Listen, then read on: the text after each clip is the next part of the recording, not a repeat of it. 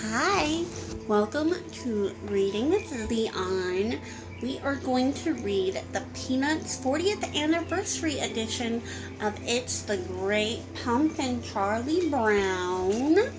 And of course, it's by Charles M. Schulz. Who else loves the Peanuts?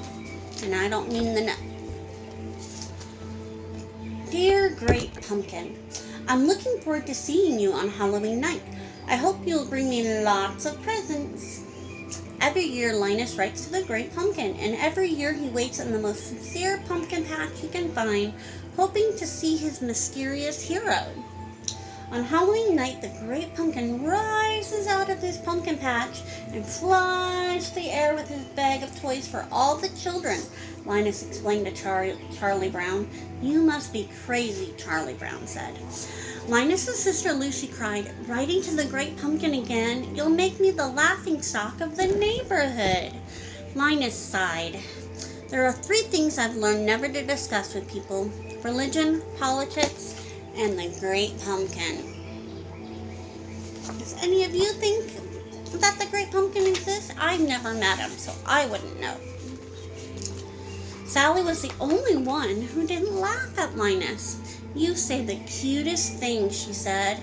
Would you like to join me in the pumpkin patch this year? Linus asked. Sally smiled. Oh, I'd love to. Linus was excited. This Halloween he would have company in the pumpkin patch, and surely this time the Great Pumpkin would appear.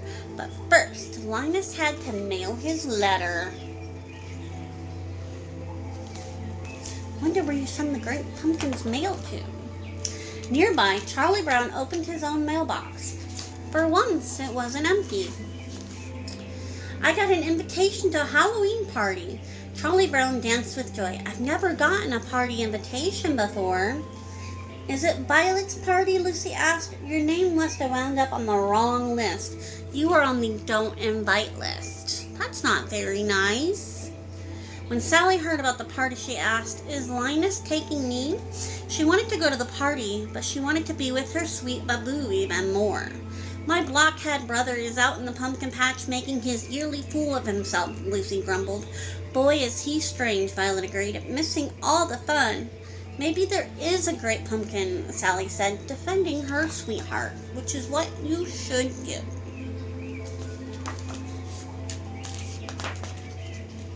But Sally soon forgot about the Great Pumpkin. Everybody was getting ready for Halloween, and all the kids were making ghost costumes, except Lucy. Where's Charlie Brown? Schroeder wondered aloud. Here I am, Charlie Brown said, from under a sheet full of holes. I had a little trouble with the scissors. Everyone recognized Pigpen's by his cloud of dust, but there was one strange figure in the crowd. Who in the world is that? Lucy asked when she saw Snoopy's costume. He's a World War I flying ace, Charlie Brown explained. Flying ace or no flying ace, Lucy decided to take charge. All right, first we'll go trick-or-treating, then we'll go to Violet's party, she declared, as the World War I ace slipped off into the night. Where's he going? Is he going to go hang out with Linus and Sally? Linus was waiting at the Great Pumpkin Patch when the rest of the gang walked by. Have you come to sing pumpkin carols? He asked. Blockhead, you're going to miss the fun again, Lucy said. Don't talk like that, Linus explained. The Great Pumpkin will come because I am in the most sincere pumpkin patch. Oh, good grief. Lucy marched off with the ghost. Sally went along, but at last minute, she ran back. That's very nice of her, especially when she promised to be there with Linus. Linus grinned. You'll see the Great Pumpkin with your own eyes. The Great Pumpkin has to pick this patch. I don't see how a pumpkin patch could be more sincere than this. Linus wasn't trick-or-treating, but he wasn't forgotten.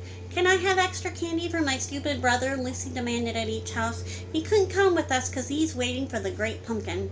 It's so embarrassing, Lucy sighed. I got a chocolate bar, Pigpen reported. I got a quarter, Schroeder added. I got a rock, Charlie Brown said. No one even noticed that Snoopy was missing. Where did Snoopy go? Snoopy had gone off by himself and climbed on top of his doghouse. He pretended it was a World War I airplane. Rat-a-tat-tat-tat-tat-tat. The World War I flying ace fired his machine guns. Rat-a-tat-tat-tat-tat. The Red Baron fired back. Curse you, Red Baron. The brave pilot went down with his plane. Does the World War I flying ace ever win against the Red Baron? The World War flying ace sneaked off into the night behind enemy lines. He took shelter where he could, but always pressed on towards his goal. On their way to Violet's house, the gang stopped at the pumpkin patch. They couldn't believe Sally was going to miss the party. Just wait until the great pumpkin comes, Sally shouted. Linus knows what he's doing. The great pumpkin will be here. But Sally was beginning to have her doubts. As soon as the other kids left, Sally turned to Linus and shouted, All right, where is this great pumpkin?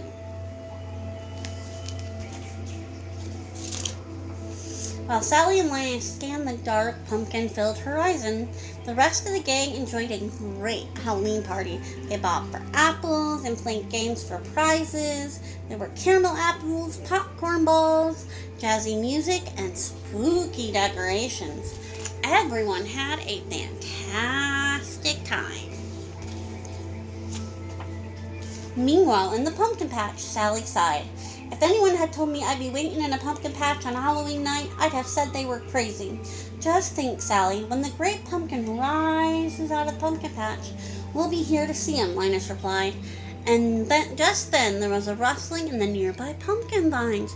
Could it be it was the great pumpkin finally going to appear? Linus saw a dark shape rise. His heart pounded, and then Linus fainted.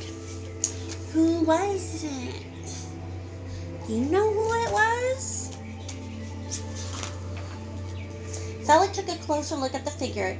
It wasn't the great pumpkin. It was Snoopy. The World War I flying ace had found shelter in an enemy pumpkin patch. When Linus finally opened his eyes, he asked, What happened? Did I see him? Did the great pumpkin leave us toys? But there were no toys. There had been no great pumpkin, just Charlie Brown's dog, Snoopy. Sally wailed, I was robbed. Halloween is over and I missed it. You kept me waiting all night and all that came was a beagle. I'll sue. I hope not. You shouldn't sue those you love.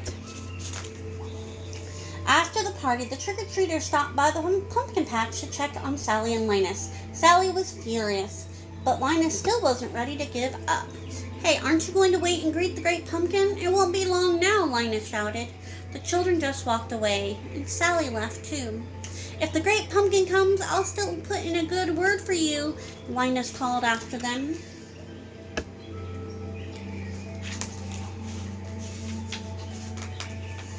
Good grief. I said, if, not when, Linus cried. One little slip like that can cause the great pumpkin to pass you by, he said, fretting. Oh, great pumpkin, where are you? Ding, ding, ding, ding. At 4 a.m, Lucy's alarm clock chimed. She got out of bed and went to Linus's room. And as she expected, his bed was empty. Lucy put on her coat and went to the pumpkin patch. She found her little brother shivering and alone. Once again, Linus had missed Halloween. Lucy brought her little brother home, took off his muddy shoes, and tucked him in bed. Another Halloween had come and gone, and the great pumpkin hadn't appeared. Oh, poor Linus. The next day, Charlie Brown tried to make Linus feel better. Don't take it too hard. I've done a lot of stupid things in my life, too. Waiting for the great pumpkin isn't stupid, Linus replied. Just wait until next year, Charlie Brown. You'll see. I'll find a pumpkin patch that's real sincere, and I'll wait until the great pumpkin rises up, and who knows, maybe next year. I like that Linus has such great faith. I hope you guys have faith in something like that, and have an amazing night. Bye!